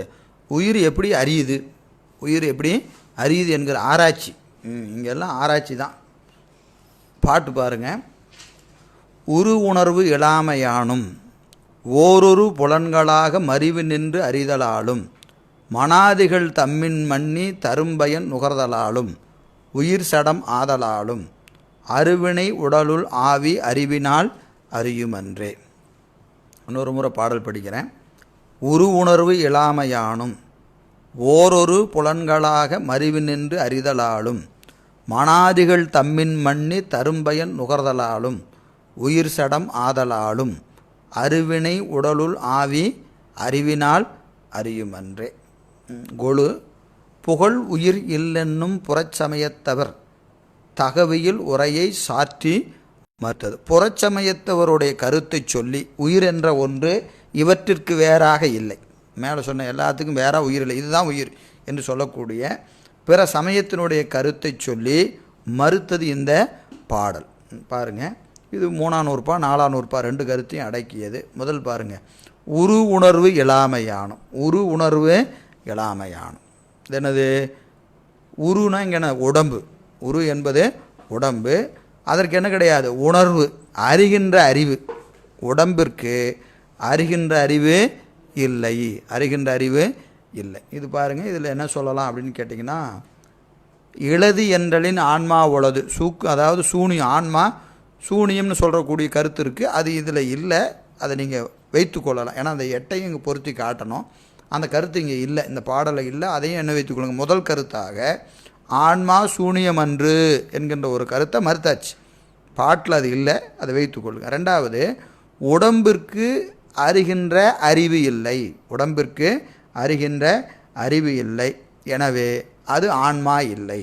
ஆன்மா இல்லை. உரு உணர்வு இல்லாமையான். உருவிற்கு அறிகின்ற அறிவு இல்லாமையினாலே. இல்லாமையினாலே என்று சொன்னால் இது என்னது? தூள தேகமும் சூக்கும தேகமும் ஆன்மா இல்லை. தூள தேகத்துக்கும் அது சடம்தான், அதுக்கு அறிவு இல்லை. சூக்கும தேகமும் அது என்னது? அதுவும் சடம்தான், அதுக்கு என்ன கிடையாது? அறிவே இல்லை. இளது என்றலின் ஆன்மா சூனியம் என்று சொல்லக்கூடிய கருத்து இங்கே வைத்துக்கொள்ளுங்க. 3 அதிகாரத்தை இங்கே வைத்துக்கொள்ளுங்க. அந்த சூனியம் என்பது தனி கருத்து, தனி கருத்து. அதை நம்ம நீங்கள் பொருத்துவதுக்காக அதை வைத்துக்கொள்ளலாம். 3 அதிகாரங்களை நாம் பார்த்தாச்சு. தோள தேக ஆன்மா இல்லை, சூக்கும தேகமும் ஆன்மா இல்லை. சரி, ஓரொரு புலன்களாக மறிவு நின்று அறிதலாலும். அவன் என்ன சொல்கிறான்? இந்திரியங்கள் தான் ஆன்மா, இந்திரியங்கள் தான் ஆன்மா என்று சொல்லக்கூடிய கருத்து. அது என்னது? ஐம்புலன் அறிதலின். ஐம்புலன் அறிதல். இந்த 5 என்ன செய்யுது? ஓரொரு புலன்களாக. 5 5த்தான் அறியும், 5ம் என்ன செய்யாது? ஒன்றொன்றை மாறி அறியாது. அவை அவையவைத்தான் அறியும். எனவே இவை அறிந்தாலும் இவை ஆன்மா அல்ல. ஏன்னா ஒன்றை அறியும், ஒன்றை அறியாது, ஏனையவற்றை அறியாது. என ஓரொரு புலன்களாக, ஓரொரு புலன்களாக மறிவி நின்று அறிதலாலும். அதனால் இது என்ன கிடையாது? இந்திரியங்கள் ஆன்மா அல்ல, இந்திரியங்கள் ஆன்மா அல்ல என்று சொல்லக்கூடிய எத்தனாவது அதிகரணங்க? அதில் நமக்கு 3ஆவது அதிகரணம். இதில் சிவஞான போதத்தில் 3ஆவது, இந்திரியங்கள் ஆன்மா அல்ல என்று சொல்ல இந்திரிய ஆன்மாவாதி, இந்திரிய ஆன்மாவாதி. ஐம்புலன் அறிதலின் என்கின்ற அதிகாரத்தை இங்கே இதெல்லாம் திருப்பி விளக்க வேண்டியதில்லை, எல்லாம் அங்கே சொல்லியாச்சு. அது கருத்தை இங்கே பொருத்தி பார்த்தா இந்த பாட்டு முடிஞ்சுது. தனியாக இதுக்கு எந்த விளக்கமும் வேண்டியதில்லை. அப்புறம் பாருங்கள், மனாதிகள் தம்மில் மன்னி. மனாதிகள் தம்மில் மன்னி தரும்பயன் நுகர்தலாலும். மனாதிகள் என்னது? மனம் ஆதி, மனம் முதலாகிய கருவிகள், அந்த கரணங்கள். மனாதிகள் தம்மில் மன்னி தரும்பயன் நுகர்தலாலும். மனதின் முதலாகிய கருவிகளினாலே என்னது? இந்த கருவிகளின் வாயிலாக இவற்றை அறிகிற ஆன்மா என்ற ஒன்று இவற்றிற்கு வேறாக உண்டு. மனம் முதலாகிய கருவிகள் தருகின்ற விடயங்களை பெற்று அதனால் பயன்பெறுகிற ஆன்மா என்ற ஒன்று இவற்றிற்கு வேறாக உண்டு. மனாதிகள் தம்மில் மன்னி தரும் பயன் எது? மனமுதலாகி கருவிகள் தருகிற பயனை எது? சிந்தித்தாய் சித்தம் தெளியதாய் ஆங்காரம் புந்தியாய் ஆய்ந்து மனமாகி பந்தித்து சிவஞான போதம். எனவே இந்த வேலையெல்லாம் செஞ்சு இதையெல்லாம் பெறுகிற ஆன்மா என்ற ஒன்று இவற்றிற்கு வேறாக உண்டு. பயன் பெறுகிற ஆன்மா, இந்த அந்தக்கரணங்களின் வாயிலாக பயன் பெறுகிற ஆன்மா என்ற ஒன்று உண்டு. எனவே அது இது கிடையாது. மனமுதலாய் கருவிகள் ஆன்மா இல்லை. அப்புறம் உயிர் சடம் ஆதலால், உயிர் என்னது? பிராணவாயு. பிராணனே ஆன்மா. எத்தனாவது பார்த்தோம்? அதில் 5வது அதிகரணம். கண்படின் உண்டிவினையின்மையின், கண்படின் உண்டிவினையின் என உயிரே எனது பிராணவாயுவே ஆன்மா என்று சொல்லக்கூடியதை அங்கே வைத்துக்கொள்ளுங்க. இதோடு இன்னொன்று என்னது? இங்கே மாயா ஏந்திர தனுவினுள் ஆன்மா உளது. அப்புறம் அறிவிக்கு அறிகின்ற ஆன்மா உளது, பிரம்மமே ஆன்மா. இந்த ரெண்டையும் இங்கே வைத்துக்கொள்ளுங்க. இங்கே இதில் உயிர் சடமாதலோடு சொல்லிட்டேன். இவர் 4 செய்தியை சொல்லியிருக்கிறார். எது? உரு உணர்வு இயலாமையானும் ஓரொரு புலன்களாக மறிவு நின்று அறிதலாலும் மனாதிகள் தம்மில் மண்ணி தரும்பயன் நுகர்தலாலும் உயிர் சடம் ஆதலால் என 4 அதிகரணம் சொல்லியிருக்கிறார். 4 அதிகரணம் சொல்லியிருக்கிறார். நமக்கு அங்கே என்ன இருக்குது? 8 அதிகரணம் இருக்குது. 8 அதிகரணம் இருக்குது. ஏனைய 4 என்ன செய்யணும்? வருவிச்சு பொருள் செய்து கொள்ள வேண்டும். அப்போ முதல்ல சூனியம் ஆன்மா அல்ல என்று சொல்லக்கூடியது தனி கருத்து. அதை வைத்து கொள்ளுங்க. உரு உணர்வு என்பதில் 2 அதிகரணம் வருது. ஏதோ தோள தேகம் சூக்கும தேகம், அந்த 2ஐயும் அங்கே வைத்து கொள்ளுங்க. ஐம்புலன் அறிதல் என்பது ஒரு அதிகரணம். ஐம்புலன் அறிதல் என்பது ஒரு அதிகரணம். 3வது அந்த கரணங்கள் என்பது ஒரு அதிகரணம். அடுத்தது பிராணவாயு ஆன்மா அல்ல என்பது ஒரு அதிகரணம். இப்போ இந்த 4ல் இப்போ எத்தனை வந்துருச்சு? 4. அதில் சூக்கும தேகம் 1 5, சூனியம் 1 6, ஏனைய 2ம் வருவித்து கொள்ளுங்க. என்னது? நமக்கு அதில் இருக்கக்கூடிய 6வது அதிகரணமும் 7வது அதிகரணம். எதில்? சிவஞான போதத்தில் 6வது அதிகரணது அவன் அறிந்தாங்கு அறிவன் என்று அறிவிக்க அறிந்து உபதேசியாய் நிற்பது உளதாகலின் அதுவே ஆன்மாவாம் என்று சொல்லக்கூடிய 6வது அதிகரணம் என்னது? இந்த ஆன்மா என்னது? பிரம்மமே ஆன்மா என்று சொல்லக்கூடிய கருத்தை மறுக்கக்கூடியது. பிரம்மமே ஆன்மா என்பது 6வது கருத்து, அதை மறுக்கிறதும். இவையெல்லாம் கூடிய சமூகமே ஆன்மா என்று சொல்லக்கூடிய 7வது கருத்து என்ன செய்யுங்க? இங்கே வரிவித்து என்ன செய்யணும்? இதை ஆக நமக்கு என்னது? 8 அதிகரணங்களை இங்கே வருவித்து கொள்ளுங்க. ஏன்னா அதை பொருத்தி பார்க்கணும், மூலர் பாடத்தோட பொருத்தி பார்க்கணும். எனவே அருவினை உடல். சரிங்க, ஆன்மா என்ன? இதெல்லாம் ஆன்மா இல்லைன்னு சொல்லிட்டீங்க. கேள்வி எதுங்க ஆன்மா? இவன் இல்லைன்னு எல்லாத்தையும் கழிச்சிட்டிங்க. எது ஆன்மா? அதை சொல்லுங்கள். முதல்ல அதை சொல்லுங்கள். அருவினை உடல். அருவினை என்பது என்னதுங்க? அருமை என்பது என்னது? விடுதற்கு அருமை. அந்த வினையை என்ன செய்ய முடியாது? சுழற்சி. அது மீண்டும் பிறப்பினாலே வினையினாலே பிறப்பு என்று மாறி வரக்கூடிய வினையை, அந்த வினையினாலே வருகிற உடம்பு எதனால் வந்துச்சு? வினையினால் வந்துச்சு. எனவே அருவினை உடல்னார். அந்த உடலை சொல்லும்போது கூட வினையை சேர்த்துறாரு. ஏன்னா அதுதான் அதுக்கு ஆதாரம், அதுக்கு காரணமாக நிற்பது எது? அந்த வினை தான். ஏன்னா அருவினை உடலுள். இது எல்லாம் உடம்பு, எல்லாம் சேர்த்துனீங்கன்னா உடம்பாக நிற்கும். அந்த கரணம் முதலாக எல்லாம் கூடி இந்த உடம்பாக நிற்கிறது. இவற்றின் வழியாக ஆவி எது? உயிர். யாரால் அறியும்? அறிவினால். இந்த அறிவு என்னது? திருவருளால் அறியும். திருவருள் என்பது இங்கே என்னவாக நிற்கும்? திரோதானமாக நிற்கும். திருவருள் இங்கே திரோதானமாக நிற்கும். ஏன்னா இது ஆன்மாவினுடைய பெத்த நிலையை சொல்லுகிறது. முத்தி நிலையில் அது திருவருளாகவும், பெத்த நிலையில் அது என்னவாக நிற்கும்? திரோதானமாகவும் நிற்கும். 7ஆம் நூற்பாவில் காண்க. 7ஆம் நூற்பாவில் சொல்லியிருக்காரா இல்லையா? இருதிறன் அறிவுளது இரண்டலா ஆன்மா உபதேசியாய் நின்ற அவ்வறிவே. அந்த உபதேசியாய் என்பது என்னது? இது 2ஆக நிற்கும். உபதேசியா என்பது 2ஆய் நிற்கும். என்னது? பெத்த காலத்தில் திரோதானத்தினாலும் முத்தி காலத்தில் திருவருளாலும் அறிவதினாலே இந்த ஆன்மா என்னது? இருதிறன் அறிவுள்ளது. இருதிறனால் அறிவது. அதை எப்படி சொல்லணும்? இருதிறனால் அறிவது என்று அங்கே உபதேசியாய் நிற்பது என்று சொல்லணும். ஆக நமக்கு 8 வாதி வந்துட்டாங்க. யார்? சூனிய தேக ஆன்மவாதி, தூள தேக ஆன்மவாதி, இந்திரிய ஆன்மவாதி, சூக்கும தேக ஆன்மவாதி, பிராண ஆன்மவாதி, பிரம்ம ஆன்மவாதி, சமூக ஆன்மவாதி, அந்தக்கரண ஆன்மவாதி என்று சொல்லக்கூடிய 8 கருத்துக்களை சொல்லி இவற்றிற்கு வேறாக ஆன்மா என்ற ஒன்று உண்டு. இந்த ஆன்மா உடம்பின் வழித்தாகிய உடம்பின் வழுத்தாகிய கருவி கூட்டங்களோடு கூடி. தனியாகவும் அறியாது. இதுக்கு என்ன வேணும்?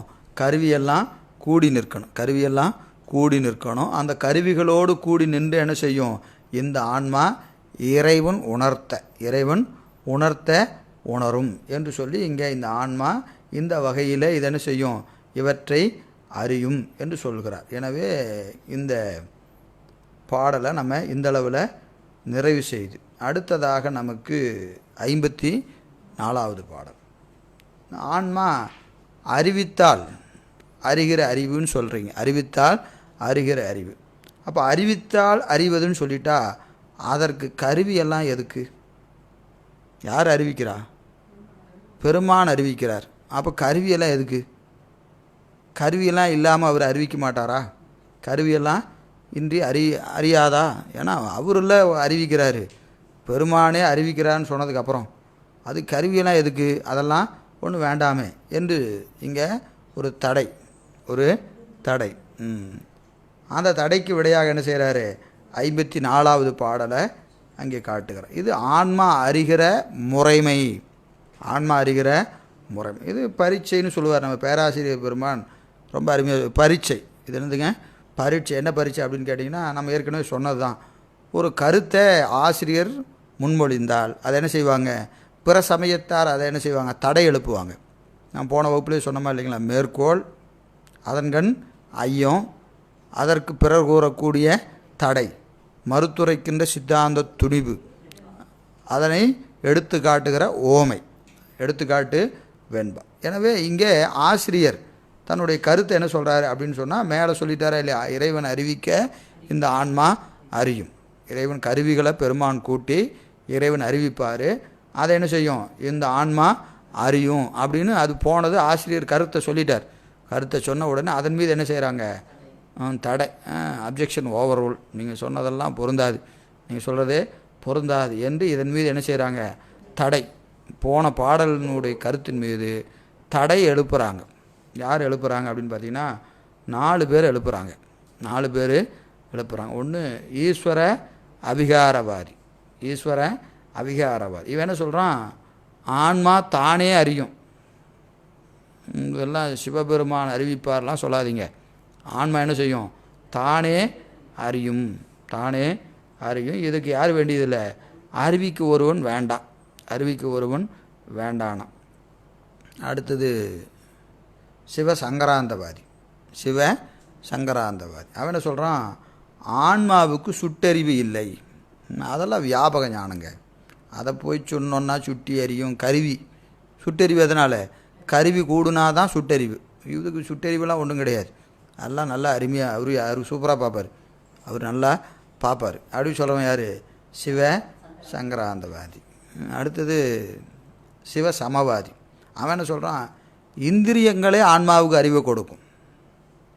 பெருமானெல்லாம் ஒன்றும் கொடுக்க வேண்டியதில்லை. எது? இந்திரியங்களே ஆன்மாவுக்கு அறிவை கொடுக்கும் அப்படின்னு சொல்கிறவன் யார்? சிவசமவாதி. அடுத்தது நிமித்த காரண பரிணாமவாதி. அவன் என்ன சொல்கிறான்? இந்திரியங்களுக்கு அறியும் தன்மையை இறைவன் கொடுப்பான். இந்திரியங்களுக்கு அறிகிற தன்மையை கொடுப்பான். ஆன்மாவுக்கு அவன் கொடுக்க மாட்டான். இந்திரியங்களுக்கு அவன் கொடுப்பான் என்று 4 தடையை சொல்கிறார். இப்போ பாருங்கள், அந்த 4 தடையை ஒவ்வொன்றா பார்ப்போம். முதல்ல யார்? ஈஸ்வர அபிகாரவாதி. அவன் என்ன சொல்கிறான்? ஆன்மா தானே அறியும் அப்படிங்கிற கருத்து அவனுடைய கருத்து. அவன் என்ன சொல்கிறாங்கிறத முதல்ல பார்ப்போம். பல துவாரங்களை உடைய குடத்தினுள் இருக்கும் விளக்கு போல 9 வாசல்களை உடைய உடம்பில் உயிர் அறிவேயாய் நிற்கும். ஒரு குடம் இருக்குது, குடத்துக்குள்ளே 9 ஓட்டை இருக்குது, அதுக்குள்ளே ஒரு விளக்கு இருக்குது. அது மாதிரி இந்த உடம்புல 9 வாசல், 1லே 9 வாசல் வைத்தாய் ஒக்க அடைக்கும்போது உணர மாட்டேன் என்று நாம் பார்க்குறோம் இல்லைங்களா? அந்த 9 வாசலுடைய உடம்பில் உள்ள ஒரு விளக்கு எரிகிற மாதிரி உள்ள என்ன இருக்குது? ஆன்மா இருக்குது. உடம்புக்குள்ளே ஆன்மா இருக்குது. ஆன்மாவின் அறியும் தன்மை எவ்வாறு எண்ணில்? அது எப்படி ஆன்மா அறியும் தெரியுமா உங்களுக்கு? நீங்கள் என்ன தெரியாமல் எதையோ சொல்லிட்டு இருக்கிறீங்க. நான் சொல்கிறேன் கேளுங்க. ஆன்மா எப்படி அறியும் தெரியுமா? இந்திரியங்களை கொண்டு அதற்குரிய விடயங்களை அறியும் அறிவுடையது. இந்திரியங்களை கொண்டு அறி நாம் அதான் சொல்கிறோம். நாமளும் இந்திரியங்களை கொண்டு தான் அறின்னு சொல்கிறோம். ஆனால் நாம் என்ன சொல்கிறோம்? பெருமான் காட்ட இது காணுன்னு சொல்கிறோம். அதெல்லாம் இல்லைங்க. ஆன்மா நேராக ஸ்ட்ரெயிட்டாகவே எல்லாம் நானே பார்த்துக்கிறேன், அவரெல்லாம் ஒன்றும் வேண்டாம், அவரை டிஸ்டர்ப் பண்ணாதீங்க, அவருக்கு ஏகப்பட்ட வேலை இருக்குது. அவர் அதெல்லாம் இருக்கிற வேலையெல்லாம் விட்டுட்டு வந்து என்கிட்ட நான் செய்கிற இந்தந்த வேலைக்கெல்லாமா அவர் வந்துட்டு இருப்பார். நான் கண்டதை பார்த்துக்கிட்டு இருக்கிறேன், கண்டதை பார்த்துக்கிட்டுறேன். இதுக்கெல்லாம் சிவபெருமான் வந்து காட்டுறாருன்னு சொன்னால் நல்லாவா இருக்குது? அது நல்லா இல்லை. இதெல்லாம் நான் பார்க்குறேன், இதெல்லாம் நான் பார்க்குறேன், அப்படி வச்சுக்கிட்டா தான் நல்லா இருக்குது இல்லையா? எனவே அது என்னது? அந்த இந்திரியங்களை கொண்டு ஆன்மா தானே அறியும் அறிவுடையது. வேறு இந்திரியங்களை கொண்டு வேறு விடயங்களை காணாது. அதில் ஒரு ரூல்ஸ் இருக்குது. என்னது? இந்த இந்திரியத்தை வச்சுட்டு இந்த இந்திரியத்தை தான் பார்க்க. இதெல்லாம் நம்ம சொல்கிறது தானே. கண்ணுனா பார்க்கும், காதுனா கேட்கும், மூக்குனா நுகரும். நீ கண்ணை வச்சுட்டு கேட்கணும்னு சொல்லாத, மூக்கை வச்சுட்டு பார்க்கணும்னு சொல்லாத. அந்தந்த இந்திரியங்கள் அதை வச்சுக்கிட்டு தான் இது பார்க்கும். 5 இதெல்லாம் வச்சுருக்கு. அந்தந்த கருவி வச்சுக்கிட்டு அந்தந்த விடயங்களை தான் பார்க்கும், வேறு விடயங்களை பார்க்காது. எனவே இந்திரியங்களை கொண்டு ஆன்மா விடயங்களை தானே அறியும், விடயங்களை தானே அறியும். இது யார்? ஈஸ்வர அபிகாரவாதி. அடுத்தது இது அவங்க கருத்து. இதெல்லாம் நம்ம பின்னாடி மறுக்கிறோம். இப்போ அவங்க கருத்தை பார்த்துட்டு பாட்டுக்குள்ளே போயிடலாம். அடுத்தது சிவ சங்கராந்தவாதி. அவன் என்ன சொல்கிறான்? ஆன்மா நீங்காத ஒளியோடு கூடியிருக்கும் விளக்கை போல. விளக்குன்னு இருந்தால் அதோட என்ன இருக்கும்? ஒளி கூடவே இருக்கா இல்லையா? விளக்குனா ஒளி இருக்கும். அதுபோல் இது சுட்டறிவு அற்று நிற்கும். இதற்கு சுட்டறிகிற அறிவுலாம் கிடையாது. இது என்னது? வியாபக அறிவுடையது. ஆன்மானாவே வியாபக அறிவுடை. இது அகுது இகுது என்று இது இது இது என்ன செய்யாது? சுட்டி அறிய வேண்டிய அவசியம்லாம் இதுக்கு ஆன்மாவுக்கு கிடையாது. ஆன்ம அறிவு வியாபகம் உடையது என்று சொல்வது யார்? சிவ சங்கராந்தவாதி. அவன் அப்படி சொல்கிறான். அடுத்தது சிவ சமவாதி. அவன் என்ன சொல்கிறான் பாருங்கள். பாசம், பசு, பதி என கூறப்படும் 3 முதலுக்கும் 3 முதல் இருக்கா இல்லையா? பதி, பசு, பாசம். இந்த 3க்கும் 3 ஞானம் இருக்குது. என்னது? பாச ஞானம், பசு ஞானம், பதி ஞானம். 3க்கும் 3 ஞானம் இருக்குது. இந்த 3ம் என்னது? அனாதியே உள்ள ஞானம். பாசத்துக்கு ஒரு ஞானம் இருக்குது, பசுவுக்கு ஒரு ஞானம் இருக்குது, பதிக்கு ஒரு ஞானம் இருக்குது. இதில் பாசஞானம் என்பது இந்திரியங்கள் என்னது? ஓசை முதலாகிய அந்த விடயங்களை, இந்திரியங்கள்லாம் என்னது? இந்த கண்ணு, காது, மூக்கு போன்ற அந்த இந்திரியங்கள்லாம் ஓசை முதலாகிய விடயங்களை மயக்கமர அறிவிக்க உண்டாவது. இந்த இந்திரியங்களை அறிவிக்க என்ன செய்யும்? இது அறியும். எதை? அந்த விடயங்களை அறியும். அப்படி அறிஞ்சால் அதுக்கு என்ன பேர்? அது பசுவிற்கு உண்டாகும் ஒப்பில்லாத ஞானமாகும். இந்திரியங்கள் அறிவிக்க ஆன்மா அறியும். அப்போ அதுக்கு ஒரு ஞானம் உண்டாகும். இந்த ஞானத்துக்கு பசு ஞானம். இந்த ஞானத்துக்கு இது என்ன ஆகும்? இது பாச ஞானம். இந்திரியங்கள் அறிவதனால இது என்னது? பாச ஞானம். பாசத்தின் வாயிலாக அறிவதனால இதுக்கு என்ன பேர்? பாச ஞானம்னு பேர். அதில் பசு ஞானம்னா என்ன அப்படின்னா, இந்திரியங்களின் வழி அறிகின்ற ஞானம் நீங்கி, இதெல்லாம் நமக்கு ரொம்ப கீழ்மையான ஞானம், இதெல்லாம் நமக்கு வேண்டாம் அப்படின்னு அதை விட்டுட்டு, கொழுந்து விட்டு எரியும் தழல் அவ்வாறு எரியாமல் சும்மா கிடக்கும் தன்மை போன்றது. ஒரு நெருப்பு குபு குபுன்னு எரியுது, அதை என்ன செஞ்சுது? ஒரு காலத்தில் என்ன ஆகும்? அப்படிலாம் எரியாமல் தணல் போல் அடுப்புக்குள்ளே அப்படியே அடங்கி இருக்கு பாருங்கள். இப்போ கொழுந்து விட்டு எரிஞ்சது ஒன்று, இப்போ என்னாச்சு? அதையெல்லாம் இல்லாமல் அப்படியே அடங்கி நிற்குது. குபு குபுன்னு எரியிறது பசு ஞானம், பாச ஞானம். இந்திரியங்களை பற்றி கொண்டு உலகத்தை எல்லாம் பார்த்துக்கிட்டு இருக்குது. இப்போ என்னது? அதெல்லாம் நமக்கு வேண்டாம், அதெல்லாம் வேண்டான்னு என்ன செஞ்சது? அந்த நெருப்பு தன் தன்மையை விட்டு அடங்கி நிற்குது. அடங்கி நின்னா அதுக்கு என்ன ஞானம்? அப்போ அதுக்கு ஒரு ஞானம் வரும். அடங்கி நிற்கிற போது அதுக்கு ஒரு ஞானம் வரும். இப்போ இதுக்கு இந்திரியங்கள் வழி செல்லலை. முதல்ல இந்திரிய வழி போச்சா? இப்போ என்னாச்சு? இந்திரியங்கள் போகாமல் நெருப்பு வெளியேறியாமல் அடங்கிருச்சா இல்லையா? தழல் மட்டும் உள்ளே இருக்குது. அப்போ அதுக்கு ஒரு அறிவு வருகிறது. அது என்னது? அதுக்கு பேர் பசு ஞானம்னு பேர். அதுக்கு பேர் பசு ஞானம்னு பேர். எனவே அந்த தன்மை பசு ஞானம் எனப்படும். அறிவற்ற ஆன்மா அறிவுடையதாக இருக்கும் தன்மை அது. அப்போ அதுக்கு அறிவே இல்லாத ஆன்மாவுக்கு இப்போ என்ன ஒரு அறிவு இருக்குது? எப்போ? இந்திரியங்கள் வழி போகாமல் அடங்கி அப்படி உள்ள நெருப்பு போல கனண்டு கொண்டு இருப்பதனால அதுக்கு ஒரு அறிவு உண்டு. ஆயினும் இகுது என்று ஒரு விடயத்தை சுட்டி அறியாமல் நிற்கும் பெத்த நிலை. இப்போ என்ன செஞ்சது? இதுக்கு அறிவு இருக்குது, ஆனால் என்ன செய்யலை, எதையும் சுட்டி அறியலை. ஏன்னா இந்திரியங்களில் இது பற்றலை. இந்திரியங்களை பற்றாத காரணத்தினால இதுக்கு ஒரு அறிவு உண்டு. அப்போ ஆன்மாவுக்கு என்ன உண்டு? இந்திரியங்களின் வாயிலாக அறிகிற ஒரு அறிவு உண்டு, இந்திரியங்களை பற்றாமல் இருக்கிற ஒரு நிலையும் உண்டு. அதுக்கு பேர் பாசஞானன் பேர், இதுக்கு பசுஞானன் பேர். இப்போ இங்கே இறைவனுக்கு வேலை இல்லை, இறைவனுக்கு இங்கே வேலை இல்லை. இது என்ன செய்யும்? இந்திரியங்கள் வாயிலாகவும் அறியும், இந்திரியங்கள் வாயிலாக இது அறியும் என்று சொல்லக்கூடிய யார்? இந்த சிவ சமவாதி. எனவே அடுத்தது யார் சொல்கிறா? நிமித்த காரண பரிணாமவாதி. இவன் ஒரு கருத்தை சொல்கிறான் பாருங்க. இந்த உலகமும் உயிரும் சிவசக்தியினுடைய வடிவங்கள் தான். உலகம் உயிரெல்லாம் சிவசக்தியினுடைய வடிவு. இதில் உருவம் என்பது சக்தி, அருவம் என்பது சிவம். உருவமெல்லாம் சக்தி, அருவமெல்லாம் சிவம் என்று ரெண்டு நிலை உண்டு. எனவே ஆன்மாவினுடைய அறிவை பற்றி சொல்கிற போது இந்திரியங்களுக்கு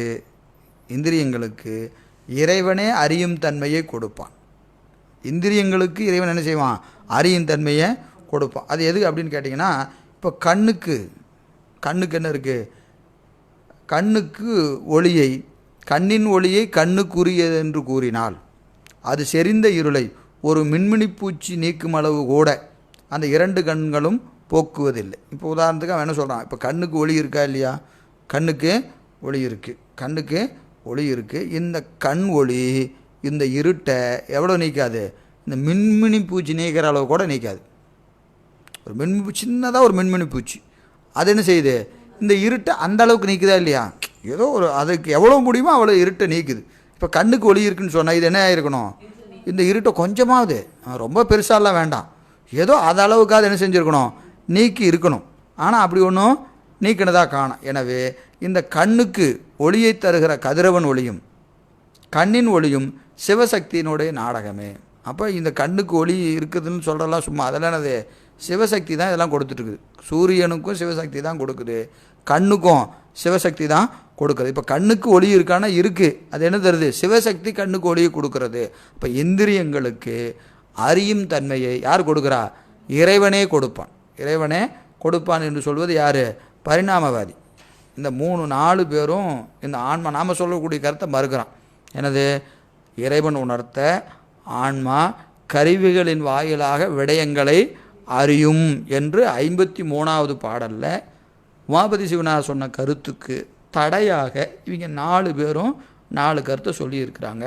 இதை எப்படி நாம் மறுக்கிறோம் என்பதை நாளை வகுப்பில் சிந்திப்போம் என்று சொல்லி இந்த அளவில் வகுப்பை நிறைவு செய்கின்றோம். என்றும் இன்பம் பெருகும் இயல்பினால் ஒன்று காதலித்து உள்ளமும் ஓங்கிட மன்றுளார் அடியார் அவர் வான்புகழ் நின்றதெங்கும் நிலவி உலகலாம் வான்மிகள் வளாது பெய்க மணிவளம் சுரக்க மன்னன் கோன்முறை அரசு செய்க குறைவிலாது உயிர்கள் வாழ்க நான் மறை அறங்கள் ஓங்க நர்த்தவம் வேள்வி மல்க மேன்மைகள் சைவநீதி விளங்குக உலகமெல்லாம் மேன்மைகள் சைவநீதி விளங்குக உலகமெல்லாம் மேன்மைகள் சைவநீதி விளங்குக உலகமெல்லாம் தென்னாடுடைய சிவனே போற்றி எந்நாட்டவர்க்கும் இறைவா போற்றி ஏகம்பத்துரையந்தாய் போற்றி பாகம் பெண்ணுருவானாய் போற்றி காவாய் கனகத்திரளே போற்றி கைலை மலையானே போற்றி போற்றி அருள் தரும் பண்ணார் மொழியம்மையுடன் அமர்திருநாவுடையார் திருவடிகள் போற்றி போற்றி கைலாயப் பரம்பரையில் சிவஞான போத நெறி காட்டும்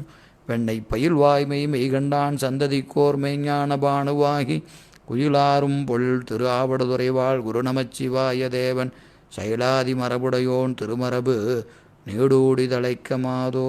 திருச்சிற்றம்பலம் தில்லையம்பலம்.